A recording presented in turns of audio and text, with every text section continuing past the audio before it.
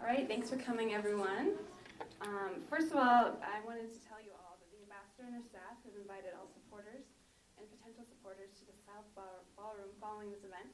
And I invite all ISU Democrats to come as well before our meeting. See you all there. I wanted to let you know that as president of ISU Democrats and vice president of Cat Associates Students for Women in Politics, I'm so pleased to have with us tonight presidential candidate Kara Mosley Braun. Ambassador Braun has served our country as United States Senator, Ambassador, Illinois State Representative, and Assistant United States Attorney. She was the first African American Democrat, as well as the first African American woman to serve in the U.S. Senate. In the Senate, she also built an exemplary legislative record, providing for federal support of school construction, providing for women's pension equality, and restoring the interest deduction on college loans. Hooray. Ambassador Braun is the candidate who opposed the war and is adamant about supporting our troops and rebuilding Iraq with the assistance of the international community. She's a critic of the Patriot Act, a passionate advocate for universal health care, calling for a single-payer healthcare system, and a candidate who has been endorsed by the National Organization for Women and the National Women's Political Caucus. So I want to let you know that it is my honor to introduce you to the presidential candidate who has never wavered nor bowed to political pressure in her commitment to social and economic justice for all. Please welcome Kara Mosley Braun.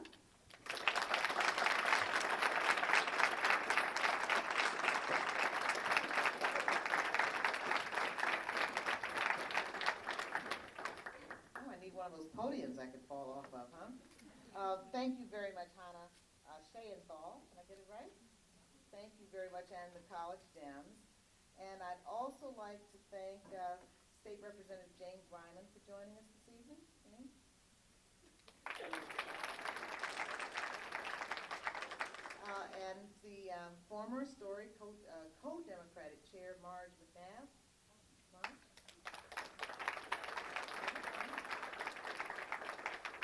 Diane Bystrom from the Center for Women in Politics. Diane? To my cousin, Ann Jones, Dr. Ann Jones. And the dynamo who managed to pull all this together and send out emails to the Western world, Pat Miller. Where are you, Pat? Thank you very much. I just completed, along with 5 of the other candidates for the Democratic nomination for president, a forum before the AARP. It will be shown to this evening on C-SPAN, and if C-SPAN is a reliable, if the tradition holds, C-SPAN will play it over and over again, which is a good thing. I'm happy of that. But so that will be on this evening.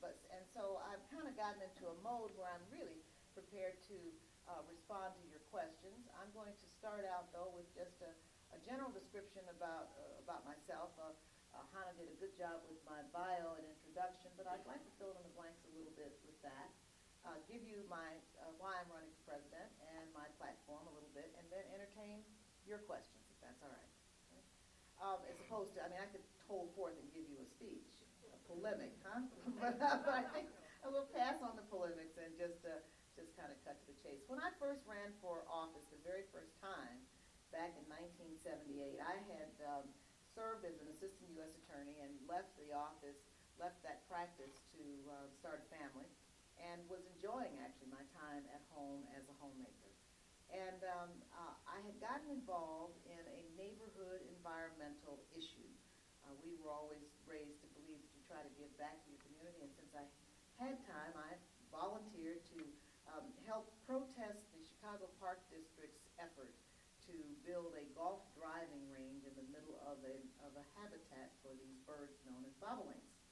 And so we went out. I even have a picture of a sign. We're carrying signs, Park District, no, bobolinks, yes. So we went out and protested the removal of the bobolinks, and we lost. And the Park District built its golf driving range. But from that experience, some of the people in the neighborhood concluded that I had potential, as they say, as a political candidate, and came to me and asked if I would stand for the state legislature because our state representative was retiring. And the community in which I lived had a real tradition of independent politics, independent democratic progressive politics. and they wanted someone they thought could follow in Bob Mann's footsteps. And so but I demurred. I didn't think that I could do it. My son was very young, and I had had no previous engagement in electoral politics. I'd always been active in community affairs and the civil rights movement and the like, but had not been involved in electoral politics at all. And so I demurred. I told him I didn't think I would be able to do this at this time, the excuses. But it just happened that the next day there was a meeting in the neighborhood, and some of the pundits came to the meeting. And one of the pundits stood up in the room full of people, not quite as big as this, but he stood up before a large group of people and said, "Don't run. You can't possibly win. The blacks won't vote for you because you're not part of the Chicago machine. The whites won't vote for you because you're black. And nobody's going to vote for you because you're a woman." That was all I needed to hear. It was like, where do I sign up for this? Whatever it is. So hold me back. So I literally, I threw my hat. That was what I did. And in fact, my husband has said to me, he said, "They said the wrong thing, didn't they?" And I said, "Yeah, they sure did." So I threw my hat in the ring, and I ran in a crowded field, and I came in first. And then launched my involvement in electoral politics. I served for 10 years in the state legislature. The last 5 of those years I was assistant majority leader, so I went into the leadership. And in that time made education has been just a passion for me from the very beginning. And so I carried every major education bill in Illinois in those early days, including helping to start the first agricultural school in Illinois. So I did a lot of work for education, filed the first death penalty moratorium back in 1984, which is kind of presages some of the developments on that issue much later. Stopped my party from discriminating against black and Hispanic voters on the reapportionment. Now that took a lawsuit, but we won. And it was the first victory, frankly, in the North on the issue of voting rights. And so on and on, I served my time, and then at the end of about 10 years, I was really ready to leave politics and go and start a private practice again. And that's when the late Mayor Harold Washington called on me to stand for countywide executive office. And I ran for Recorder of Deeds in Cook County, which is about 4 million people, actually, so it's a pretty big county.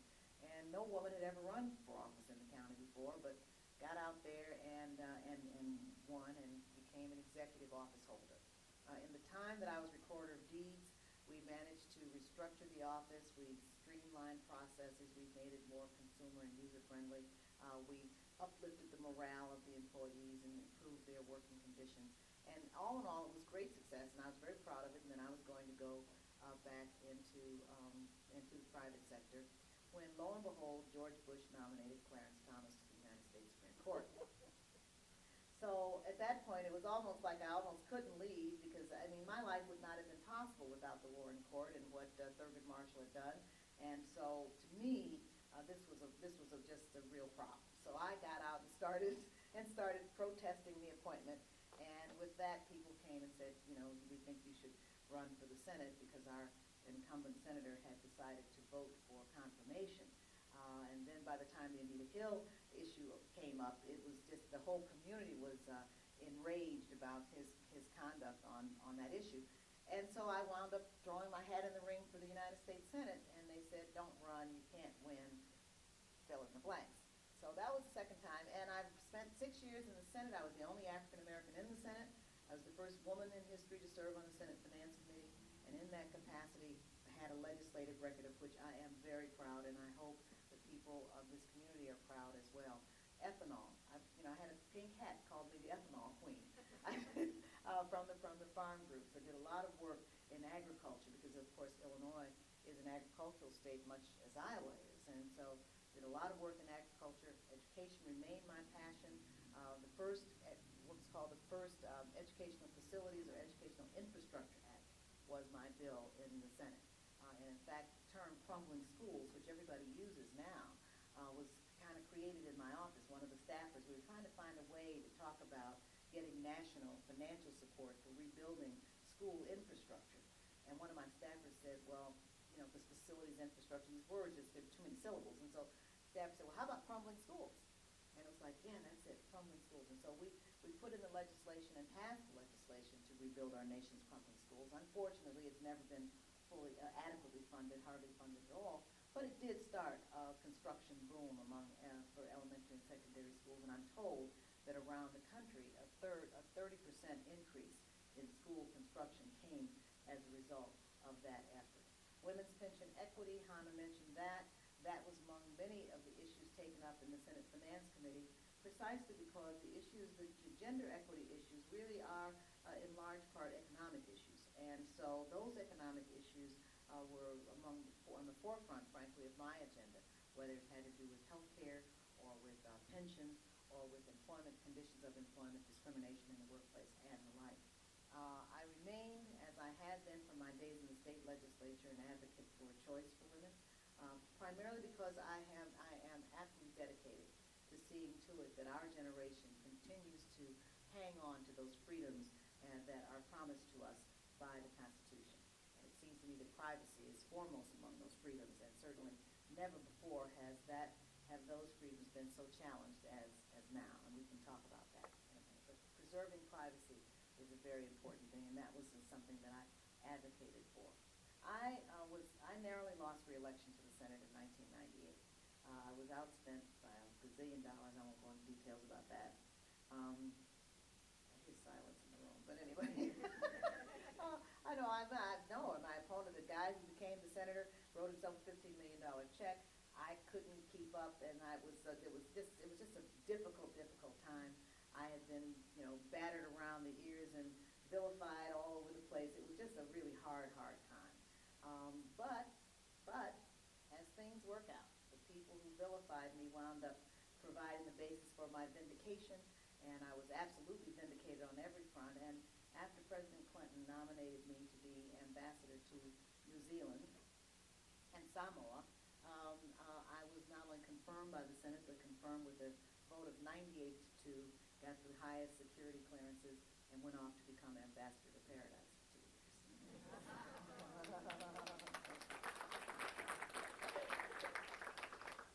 But kind of like Michael Corleone, it keeps pulling me back. So I came back home looking to go into the private sector again, and in fact I was going to try to revive the family farm down in Alabama.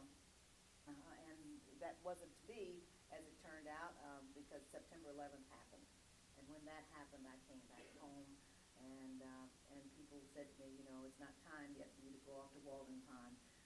You have to have something to contribute, and the country needs you. And that was why I decided to engage really in the debate, without knowing, frankly, that I was going to run for the presidency, for the Democratic nomination for the presidency, but rather that I was going to be engaged on some level. This made sense to me because of the direction that our country is headed in, and the fact that we are at such a crossroads for America, that this country, if it goes in the direction in which it is presently headed, won't be a place that many of us will recognize in 5 years.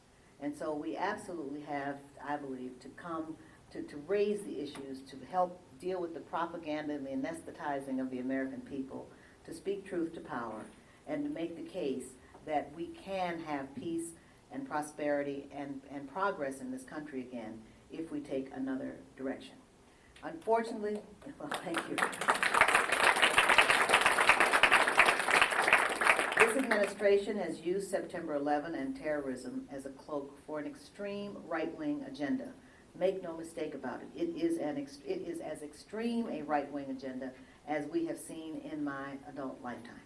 And they have gone to, in every regard, if you take a look at issues having to do with our international relations, the unilateralism and preemption that they've claimed really has destroyed and frittered away the goodwill that we inherited after September 11th. International institutions destroyed, and whether we can ever get them back again to function in any coherent way is still an open question. The war in Iraq, I mentioned the constitutional protections of privacy. There's also the constitutional requirement that the Congress vote declarations of war. That has been more often ignored. And of course it was ignored with regard to the Iraq decision, because it was a resolution that basically said to the president, you decide. And of course he decided to go into Iraq looking for WMDs, those elusive WMDs. We'll find them well, never mind, I was going to tell a joke, I'm getting in trouble with it, but but the point is that I oppose the war from the beginning, starting with the constitutional issues, and then going on to the fact that, in my view, we had a responsibility to engage a real war on terrorism. That is, say, continuing to hunt down bin Laden and his pals, continuing to address the issues that give rise to terrorism, and not just using this as a way of changing, bombing Iraq or blowing Iraq up as a way of changing the subject. In addition to blowing up Iraq, we wound up with the Patriot Act, which of course makes any librarians in the room? No, okay, well, part of the Patriot Act makes a librarian liable to arrest if he or she fails to turn in people who take out the wrong books in the library. Well, this is just absolutely not what this country is about, and is an astonishing breach of kind of the fundamental core values that we have all come to expect that were guaranteed to us as Americans. And so not to mention what's going on in Guantanamo, I mean, there's all kinds of issues going on. I could stand here and go through the list of horribles with this administration, and that does not tell you what I'm for, and I want to get to that. It takes so long to talk, there's so many things bad. Okay, the war, the economy, hemorrhaging jobs. It's not just a jobless recovery, it's a job loss recovery. We are losing jobs at a record rate. We have record deficits again, which we didn't have before. We had a surplus. They've managed over the course of time to turn it into deficits. At the same time, giving tax cuts to the top 1% of Americans, the wealthiest Americans, and under circumstances in which it's very clear not only will that exacerbate our deficit problem, but help widen the income gap between the rich and the poor. We are witnessing, for the first time, embedded wealth, entrenched poverty, and a shrinking middle class like we've never seen before. And so on the economy, there are all kinds of problems. On the environment, healthy skies means putting more particulates in the air. Healthy forest, rather, is cutting down old growth trees. Clear skies is putting more junk in the air. The environmental policy has been a disaster. I can just go right down the list, and there are others, but I won't, because I want to tell you what I'm for. I want to get this economy going. I want to create good jobs for the American people, and I want to do it in ways that spreads the benefits of policy across the board so that everybody has an opportunity to have a good job or to start their own businesses in ways that will help lift our economy. Over 100 years ago, William Jennings Bryan, in a famous speech known as his Cross of Gold speech, there's a part of that speech that I would recommend to you, in which he says there are two views of government. One is that you make the well-to-do more prosperous, and their prosperity will leach down on the rest of us. And then he says the Democrat idea is that if you make the masses more prosperous, their prosperity will lift up all the classes that depend upon them. Well, we're having the same debate, 100 years later, 100 plus years later. We're having the same debate. And so I think that getting this economy on track will mean putting the kind of what we did in 1992. I was in the Senate when Bill Clinton, got our economy out of the recession and the deficits that he inherited. And what he did was he raised the rate on the top 1%, plowed that back into the economy in traditional infrastructure investment, and building roads and dams and bridges. That's the traditional way to do it. I would take it a step further and rebuild our crumbling schools with that to help, again, create environments suitable for learning, but also create jobs and create the kind of support for local governments that would help relieve some of the pressure on property taxes. I would also use that money to help inspire creativity and innovation in environmental technologies. I'm convinced that there's great promise for our country in investing in the environment and in the development of technology transfer and investing in the development of environmental technologies that will give entrepreneurs the incentives to invest and put the energy in it to create whole new industries. And we will find ourselves with a little support, tapping the potential of wind and air and wind and water and solar power and other sources to help lessen our dependence on foreign oil and help break our dependency on fossil fuels. And in the process, again, create jobs, create whole new industries, and create the capacity of our nation to export goods in a way that will help us deal with the whole job loss issue that we have faced. So getting the economy going is one major thing, and education as a part of it, rebuilding schools, and that'll help enlarge federal support development of education. Environmental protection, that's another place to do that. But in addition, dealing with the whole issue of a renewal, a spiritual renewal for our country. And by spiritual, I don't mean really religion. I mean rather getting back to who we are as a nation. We are able to sit here together because the generation that went before enlarged our democracy to see to it that the blessings of liberty were more widely available and more widely spread. A girl from the south side of Chicago can stand before you as a candidate for president of this great country because of what they did. I believe we have a responsibility to do no less and to give the next generation no less liberty, no less freedom, no less opportunity, no less hope and optimism than we inherited from the last generation. And so the spiritual renewal that I think has to happen is to let the American people have the confidence to come together, to address these issues, and to begin to keep our promises to the next generation in ways that will make us proud of our time and our service.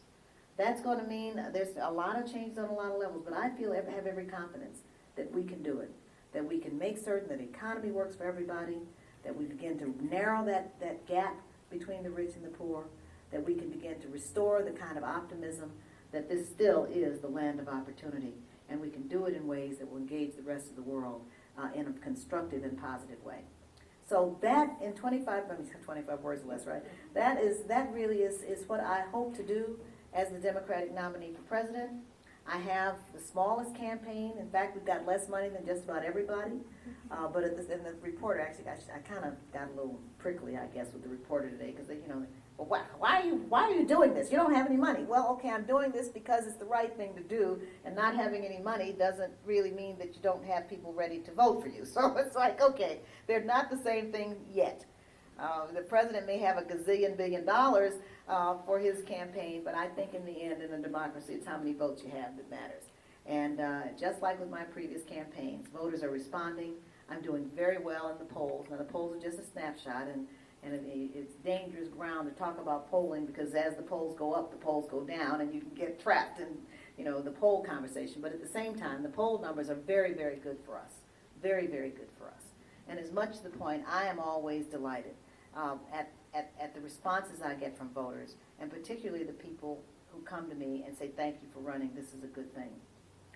In closing, my little niece is 8 years old, and a couple of weeks ago, she called me into her room, and she said, Auntie Carol, and she opened up her book, her social studies book, and she pointed to the page with the presidents in there. She said, Auntie Carol, all the presidents are boys. So my attitude is, yes, all the presidents have been boys, but I served as an ambassador in a country that was on its second woman prime minister, and I believe that America is ready to make that next great leap, and that next great leap will serve all of us by allowing our country to tap 100% of the talent that's available to it, not just half, and that in so doing, we will be able to see a renaissance for America. Thank you very much.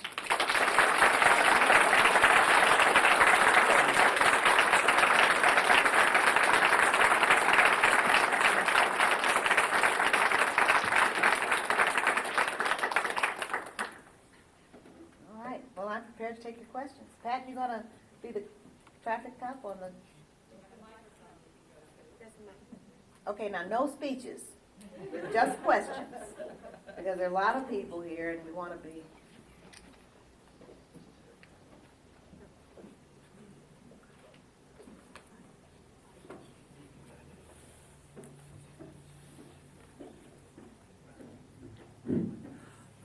Actually, you and I had a short conversation, very short. You, according to your literature and what you just said, are in favor of single payer for universal health care. What I've heard from other candidates about that, they've always got reasons why they've got to do something else. That would be nice, but how can we move in that direction? Thank you for your question. And I mentioned at the beginning of that I just finished the AARP debate, and it was amazing to me that the first 8 questions all were variations on a theme in which, frankly, the answer was single payer. And so it got to the point that the moderator was saying, well, okay, give us another answer other than single payer. I said, but no, that is the answer. Let me just take a moment and explain for a moment why I am so passionate about this issue. And I come to it really as a function of a great deal of experience. When I was a U.S. attorney, my first big case was as the second chair on a trial in which the AMA challenged Jimmy Carter's health care reforms. And I know I'm telling my age when I tell you about that, but yes, Jimmy Carter's health care. So we had to really get into the weeds on what the issues were in terms of health care policy and what it was that President Carter was trying to do. We lost. But then I went on to the state legislature and had occasion to deal with health care at the state level and trying things like when the first PPOs were created in Illinois, and I co-sponsored the bill with Denny Hastert, of all people, now Speaker of the House. We both, both sides of the aisle, we fought to set up PPOs. Then, of course, I got to the Senate and served again as the first woman on the Senate Finance Committee and got a chance to deal with the commissions on Medicare and the Kaiser Family Foundation reports and all this stuff about where we were with healthcare and watched the different picking at the different sides on in terms of the healthcare system that we have. And then I got to New Zealand and saw an actual single-payer system in operation. And it was like sparkly light bulbs going off.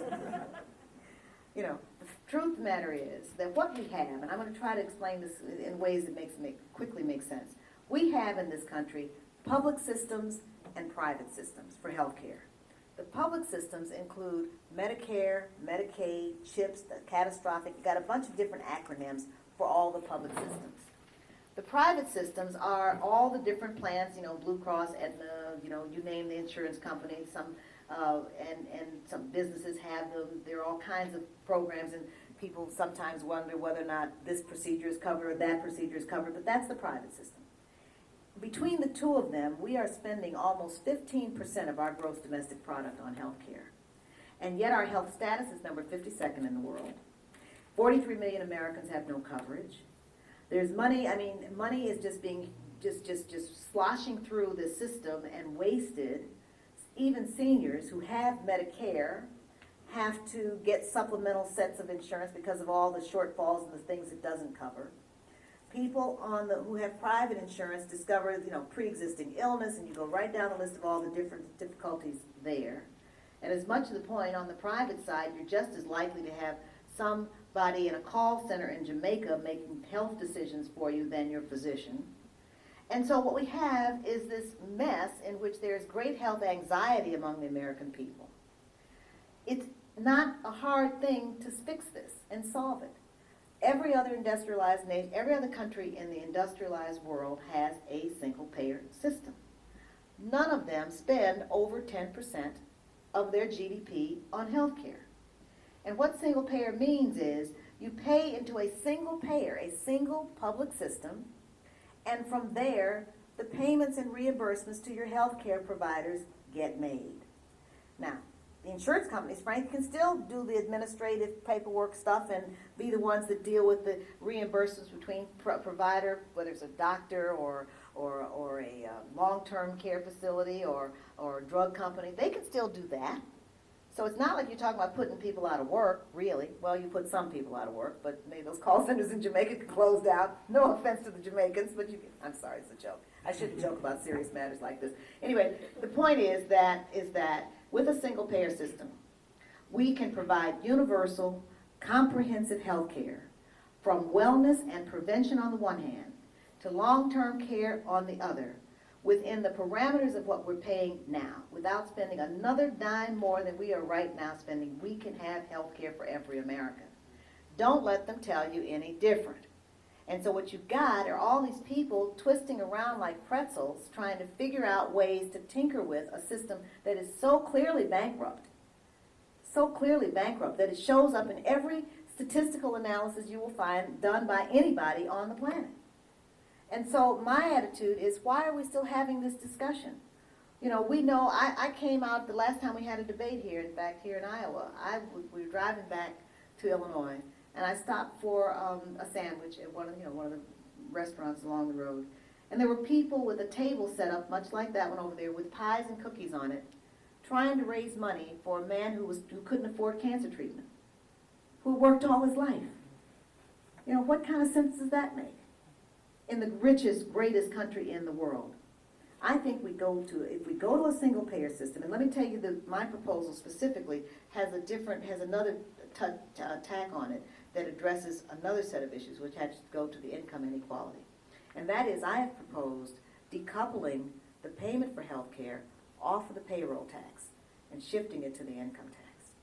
Why is that? Right now, Medicare, the public system, part of the public system, not all, but part of the public system is funded on the payroll tax, the tax that people pay on their paychecks. The problem with that is that the payroll tax is a regressive tax. 80% of the American people pay more in payroll taxes than they do in income taxes. It's capped at $70,000 roughly. So if you make up to $70,000, you pay the payroll tax on 100% of your income. If you make six figures, you only pay the payroll tax on a piece of your income. And yet all the conversation, when people start talking about taxes, it's all about cutting income taxes and cutting estate taxes and inheritance tax. You never hear people talk about cutting what I've begun to call publicly the poor man's tax, the working man's tax. You never hear that. And so it makes sense to me to have taxes cut where will make a real difference, where you'll stimulate the economy, put some money in people's pockets right away, shift the funding costs over to the income tax. True, there'd have to be transition rules, but you could make it up at the end of the year in terms, because everybody pays income taxes, right? Make it up over there. It would give it a more elastic tax base, and we still would be able to bring it in for less than 15% of GDP.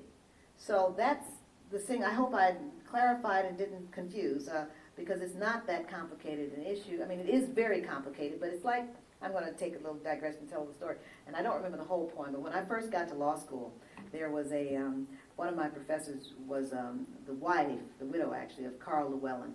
And the beginning of our law school book had a poem that he had written in it called The Bramble Bush. I can't recite The Bramble Bush, but the poem basically said something like, I jumped into the bramble bush and scratched my eyes out. I jumped out of the bramble bush and scratched my eyes in again. And it's like, okay, what does this mean?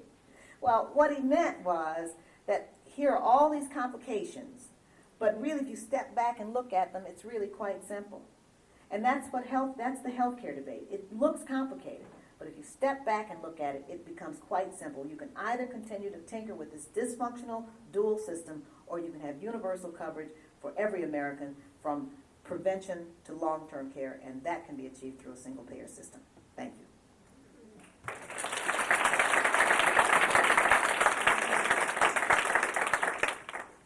Ambassador, I really enjoyed a lot of what you said tonight, and it's because of that I feel compelled to ask this question.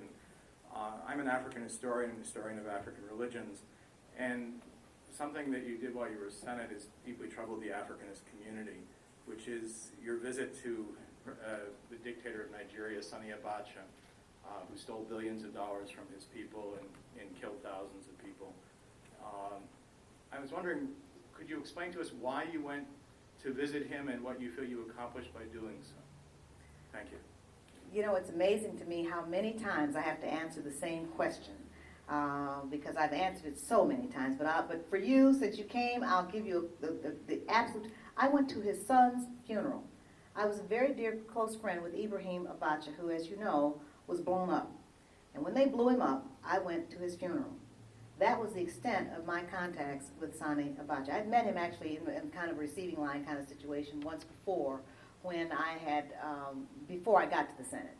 But in the time that I was in the Senate, the time that I, quote, met with Sani Abacha was when I went to his son's funeral. That issue, particularly given my history as a champion of human rights, leading the fight for the end of apartheid in the pension investments in the apartheid regime in South Africa, leading the fight on human rights for years and years in the Illinois state legislature. It was nothing short of ironic that the people who were determined to destroy my reputation took something that had to do with human rights as a place to attack. And they did so successfully. I mean, I wound up with the specter of having, drinking the blood of Ken Saro-Wiwa at midnight or something. That's not a joke, but you know what I'm saying. I mean, they put me right there with all the nastiness of this horrible regime. Sani Abacha was a nasty dictator. He wasn't quite as nasty as Saddam Hussein, but who's counting, But he was pretty bad. And the reports, some of them were even made up. There were reports that I had met with the general who was involved with the hanging, and I mean, it was just awful. But it was a way of tying me, the only black person in the Senate, to Africa, to mystery, to brutal whatever, to corruption, to all those things that regime exemplified. And the fact that the press made such a big, I mean, it became the press story. Now, as a postscript, it wasn't until after I was being confirmed, when I was getting ready to be confirmed, and when some of the people were trying to, the same people who had put it out there, were trying to stop my confirmation, that we discovered that Karl Rove made almost $800,000 in my campaign, making Sani Abacha my issue. So you talk about somebody being necklaced, that's exactly what happened, and I have absolutely no compunction standing by my support and my record of human rights always, consistently, and without blemish. And I stand in my integrity and recognize that in that situation there was an opening and they went for it. You're welcome.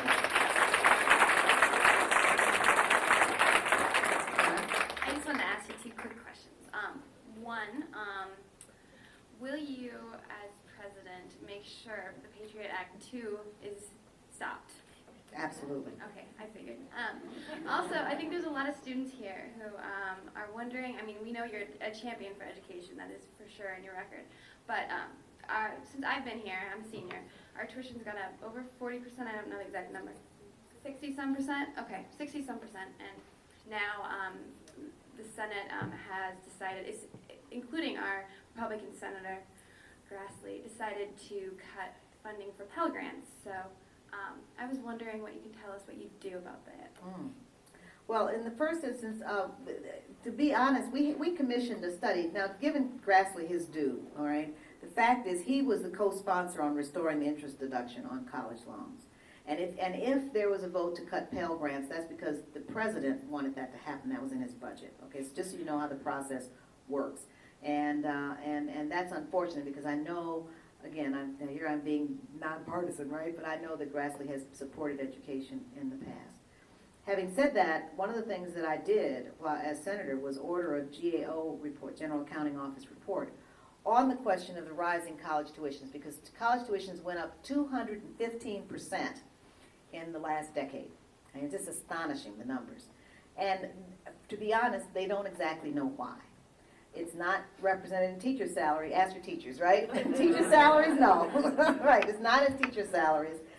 It's not in research. I mean, they don't really know why yet. And so the GAO basically said, here's the number, 215% increase. We don't exactly know why. We're going to go look at it some more. I don't know if they have subsequently reported on what they found. But the question is what to do about it. Well, not only restoring Pell, I actually knew Senator Pell. He was a lovely man. And not only restoring the Pell Grants, but funding them and expanding the funding so that more young people than now are eligible for it, because it's income limited and all the rest. They've got these formula. Well, if anything, everybody ought to be able to get a college education who's got 2 brain cells working and wants to work for it. I mean, it just is fundamental.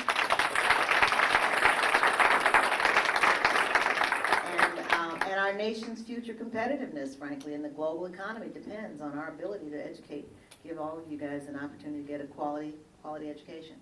So working on trying to provide funding for Pell Grants and other scholarships, because I think moving away from the loans that your generation has had to access more, I think that's very important for us to do, because that puts an income kind of determinant on the level of on access, which is wrong. When I graduated from the University of Chicago Law School, and when I came out, I think I owed $2,500. Right.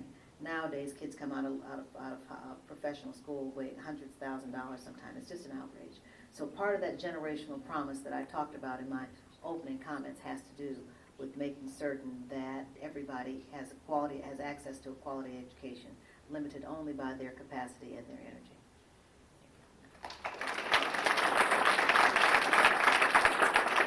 Okay, can we get the line? Can we figure out who all's going to act? Because I want to cut off the line at some point. Okay, now after you, the person in the leather jacket, you're the last person, okay?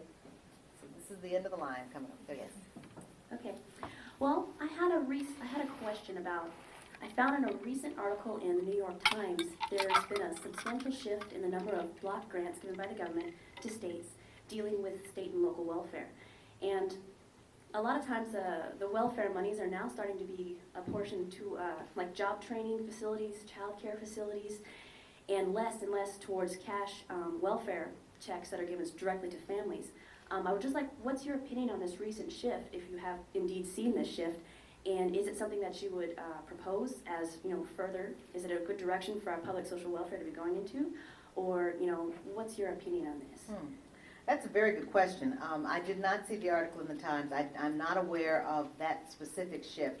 I voted against the welfare reform bill that Bill Clinton proposed. I was one of a few people to do it because I was afraid that it would deepen poverty and that it would put us back really where we were as a nation at the turn of the last century. The states did welfare at the turn of the last century. And the result was you had orphan trains with children being scooped up out of the alleys in New York and brought out west to be given to farmers. I mean, I'm not making this up. That's actually one of the things that happened. Jane Addams created Hull House in Chicago to deal with the results of what happened in the absence of a coherent national safety net for poor children. And so the fact that that safety net was rent asunder in my time in the Senate was actually very painful to me.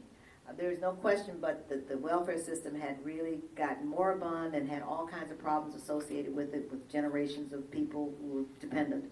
But at the same time, it seemed to me the answer was to fix that system instead of getting rid of the safety net. So in terms of shift, again, I'm not aware of the shift. I know there were real concerns about what would happen under TANF when the economy took a downturn. Certainly we've seen the economy taking the downturn that could have been predicted, and people reaching the end of their lifetime limits. Whether or not we start seeing children dropped off at churches and social service centers again in this country, hopefully is something we can avoid, and we can get the economy going again so that people can be employed and can work and support themselves and their children before we resort to just disposing of people. My friend is a juvenile judge, and she says she's finding more instances of abuse and neglect and abandonment of children because of people who are just poor.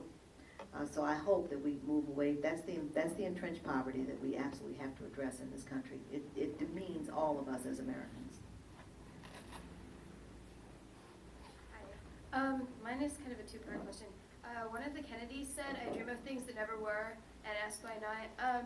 What is the one thing that you dream of most that never was?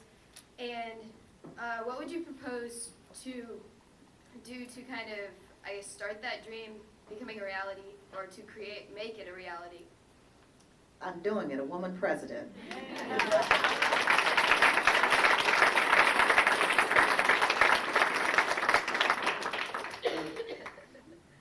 Some other candidates have outlined a specific plan for making college more affordable. John Edwards says that giving students free tuition for 1 year would be his plan with what they'd have to pay back is community service on like a weekly basis.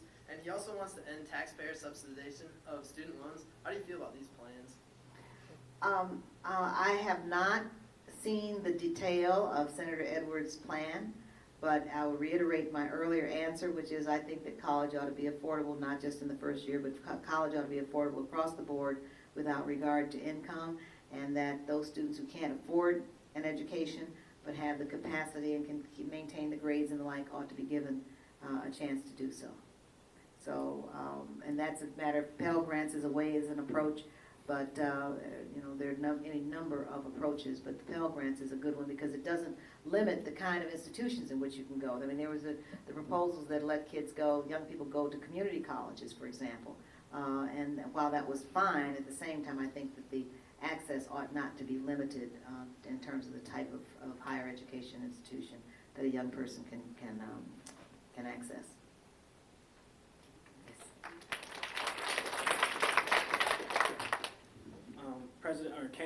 President Ms. Browns, I would like to know, I have two questions. One question is, I'd like to know what would you have done different during the 9/11 attack and the confrontation with Iraq? Also, I would like to know if the polls don't turn out very well for you next November, what are your future goals? What venues would we see you in if you don't make the presidency? Two good questions. Well, let me answer the latter one first, which is to say that I never anticipate failure. I start off with failure is impossible is my motto. So I'm going to go forward and just do the best I can, and reach that. When you get to a fork in the road, take it. So when I get there, I'll deal with whatever that is. The second part of the question: what do I have done different with regard to September 11th in Iraq? Well, notice how you put the two together. You put the two together, and it has been. How many people have read 1984? Oh, good. I mean, we are clearly there. I mean, I've used the line in speaks. I said, I hope George Orwell was just a fiction writer and not a prophet. I mean, it's just scary. The fact of the matter is that the people who perpetrated that heinous crime on the American people, violation on the American people on September 11th, were not Iraqis. There were no Iraqis in anybody's plane. Okay, there weren't. I would have first not gotten lost for 2 days. Second, I would have gone and proceeded to use the international goodwill and the support from around the globe to start an international manhunt for Osama bin Laden and all the Al-Qaeda and all the people who have been involved with structuring that terrorist attack on the United States. I mean, we would have been laser-like focused and relentless in going after the people who violated our country. That's the first thing.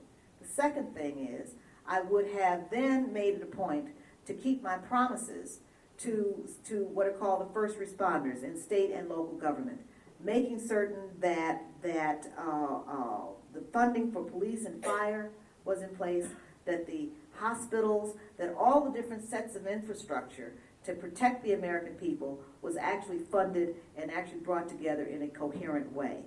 None of those things have happened. Instead, we've got the frittering away of the goodwill all over the world. The first responders haven't gotten funded. They're laying off firemen and closing firehouses in New York.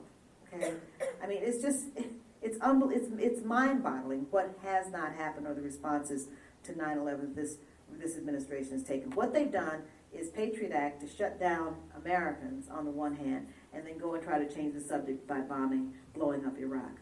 Well, I come from a law enforcement family. Okay, the men in my family were in law enforcement. And one thing I know is that when somebody commits a crime, what you do is you chase the criminal. You don't shut down the neighborhood and then go blow up your neighbor's house. Even if it's a crack house. You don't do that. So I think that what we have to do now is, on the one hand, re-engage the international community to help us extricate ourselves from Iraq. NATO has expanded its operations into Afghanistan. They can expand into Iraq as well, in terms of the military side. The United Nations can come into Iraq to help deal with some of the reconstruction in terms of civil government and civil society. And the Iraqi oil can be used to pay for that reconstruction, so that the American taxpayer, in the first instance, are hit only for the amount that we have to pay to protect our soldiers in the field. I think it is absolutely essential that we not leave our young men and women over there as sitting ducks without the protection that they need, that we provide them with whatever they have to be secure until we can get them home, but that we get them home